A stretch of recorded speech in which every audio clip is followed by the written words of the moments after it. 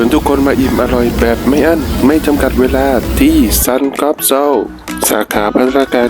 25 อิ่มไม่อั้นกับหลากหลายเมนู เช่นหมูย่างเกาหลีแบบเน้นๆและที่สำคัญกินอิ่มแบบสบายๆไม่ต้องย่างเองหมูย่างนุ่มๆจิ้มกับน้ำจิ้มสูตรเด็ดของทางร้านอร่อยเหาะกันเลยทีเดียว